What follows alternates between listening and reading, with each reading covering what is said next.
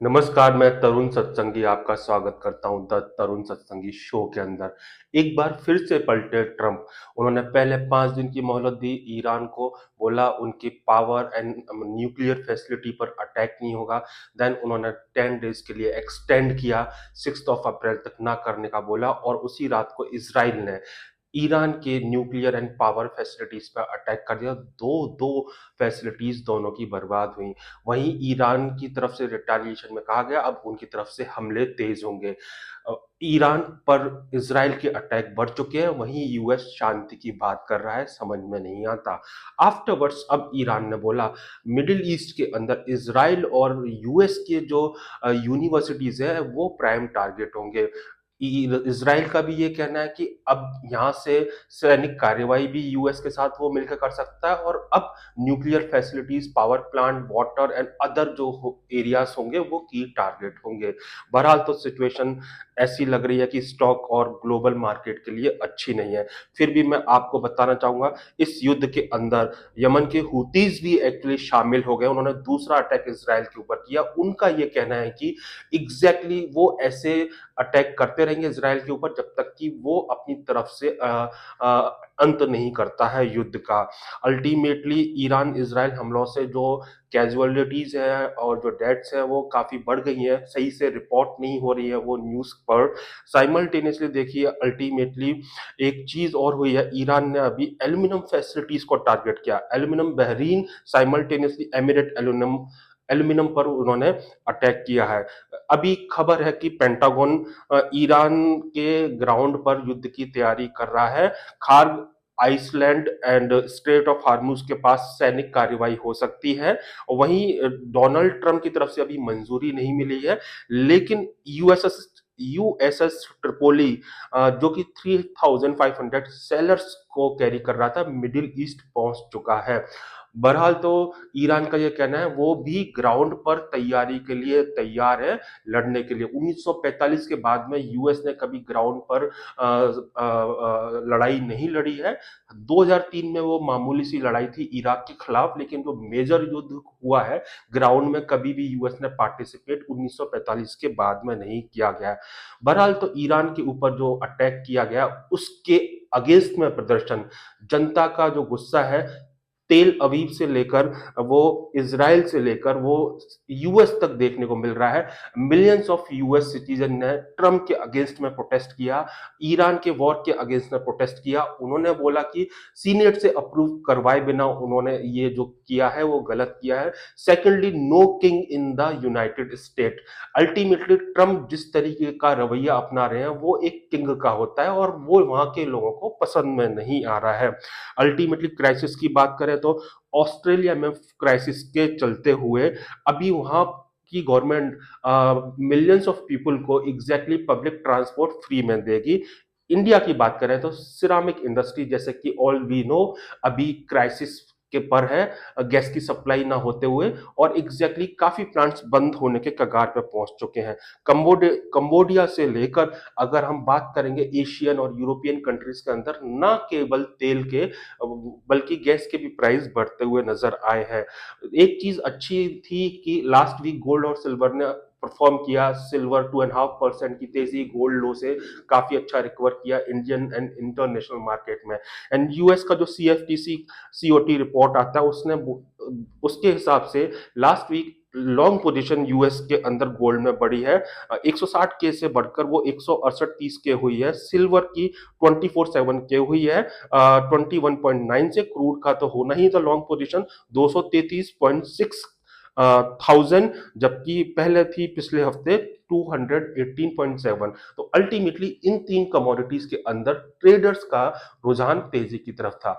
अब अटैक चरमरा गहरा गया है। अल्टीमेटली इसका सीधा सीधा इंपैक्ट पड़ेगा कल स्टॉक मार्केट पे ग्लोबली। गैप डाउन ओपनिंग हो सकती है और कल तक क्या फर्दर डेवलपमेंट होते हैं that will drive the market.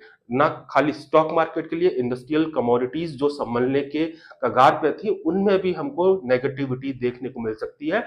Copper के अंदर भी एल्यूमिनियम गैप अप ओपन हो सकता है क्योंकि मिडिल ईस्ट से सप्लाई अभी दो फैसिलिटीज में जैसे कि हॉल्ट हुई है वो फर्दर सप्लाई कंसर्न बढ़ा देगा इस रूट के थ्रू।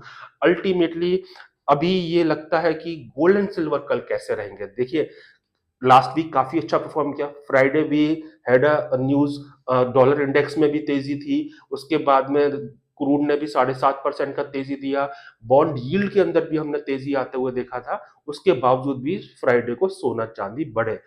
अगर कल गैप अप ओपनिंग होती है तो अल्टीमेटली ऐसा लगेगा कि safe haven buying is again back in the gold, and again silver is going to perform follow the gold, and इसके चलते हम देखेंगे एग्जैक्टली मार्केट में भी अच्छा परफॉर्म करता हुआ नजर आए। लेकिन अगर गैप डाउन ओपनिंग कल गोल्ड सिल्वर में होती है, ग्लोबल राउट तो मे भी हो सकता है, देखने को मिल सकता है, तो हो सकता है थोड़ा सा प्रेशर में इनिशियली देखने को मिले। लेवल्स का ध्यान रखना जरूरी है, जो कि हमने अपने प्रीवियस एपिसोड्स में बताए हुए हैं और हम कल फिर से अपडेट कर देंगे। गोल्ड तो लगता है 4350 काफी अच्छा सपोर्ट है, एंड ऊपर की तरफ 4605 के ऊपर चलेगा तो 4735, 4865 और 5040 जो लेवल है वो उनको वॉच करना चाहिए। इन लेवल तक प्राइस पहुंचने की कोशिश करेंगे।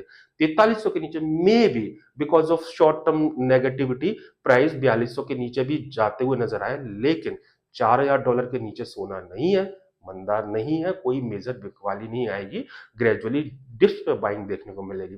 सिल्वर $60 जब तक नहीं कटेगा, नो मेजर वीकनेस। $66 के आसपास अच्छा सपोर्ट है, वो काटेगा तो मे भी $2-3 का करेक्शन देखने को मिलेगा, नहीं काटेगा तो वहां से फिर से तेजी आते हुए देखेंगे। $71 से लेकर $74.60, $74.60 के ऊपर सिल्वर अच्छी हो जाती है, 77 से लेकर 79.5 के लिए, एंड उसके बाद में $82 के लिए। इंडियन मार्केट में जब तक सिल्वर 1,99,000 के नीचे नहीं है, नो मेजर वीकनेस, और वो वीकनेस भी आएगी तो शॉर्ट लिव्ड होगी। 2,13,000 से 2,20,000 अच्छे सपोर्ट जोन का काम करेंगे, साइमल्टेनियसली 2,35,000 से 2,40,000 एक रेजिस्टेंस का काम करेंगे। 2,13,000 से 2,20,000 से बाइंग जो आएगी 2,40, और उसके ऊपर चली तो 2,45 एंड 2,54 तक दिखा सकती है। साइमल्टेनियसली गोल्ड की बात करें, इमीडिएट सपोर्ट 1,36,000 के आसपास है, मेजर सपोर्ट 1,29,000, 1,29,000 के नीचे क्लोज देगा तभी major selling, otherwise not.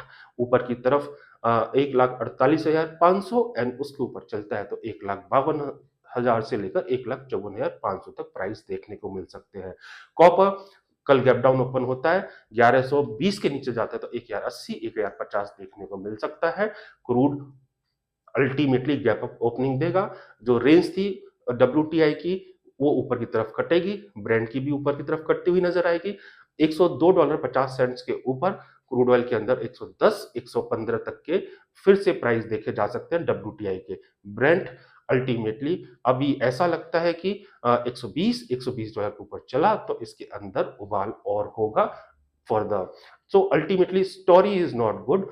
Oil के अंदर फर्दर तेजी, गोल्ड सिल्वर हमको देखना पड़ेगा कि एग्जैक्टली कल गैप अप ओपनिंग होती है, पॉजिटिव रुझान आता है अर्ली एशियन आवर्स के अंदर या नेगेटिव। पॉजिटिव आया तो मान के चलेंगे अगला हफ्ता बहुत अच्छा होने वाला है। इन केस अगर गैप डाउन ओपनिंग हुई तो सपोर्ट लेवल को रीटेस्ट करने की कोशिश करेगा। Afterwards we need to see development कितना होता है ईरान इजराइल यूएस वॉर के संदर्भ में, दैट विल बी की driving for these two commodities. लेकिन इसमें मैं कहूंगा आप फिर से कि एग्जैक्टली काफी कुछ प्राइस्ड इन है, एंड ये जो है शॉर्ट टर्म मूव होंगे, लॉन्ग टर्म स्टोरी अभी भी गोल्ड सिल्वर में इंटैक्ट है। कॉपर में भी लेगाडो लास्ट ईयर की तरह maybe later half of this year और नेक्स्ट ईयर अच्छा परफॉर्म करता हुआ नजर आए। एक अच्छी न्यूज है, स्ट्रेट ऑफ हार्मुज से जो शिप एलपीजी कैरी कर रहे थे वो निकाल दिए गए हैं सेफली। 99,500 मैट्रिक टन उसकी अंदर एलपीजी थी जो इंडिया अब रीच कर जाएगी। इंडियन वेसल्स को वहां से पास होने दिया जा रहा है, जो कि इंडिया के लिए अच्छी न्यूज है। लेकिन अभी भी नहीं भूलना चाहिए हमारी डिमांड करीबन 33.5 मिलियन मैट्रिक टन होती है, जिसका 60% इंपोर्ट करते हैं, 90% स्ट्रेट ऑफ हार्मुज से आता है। तो अल्टीमेटली जब तक वहां पर वॉर है, अल्टीमेटली गैस से लेकर तेल के भाव इंडिया में ऊपर की तरफ भी नजर आएंगे। यही कारण है रुपया सेंचुरी की तरफ जा रहा है।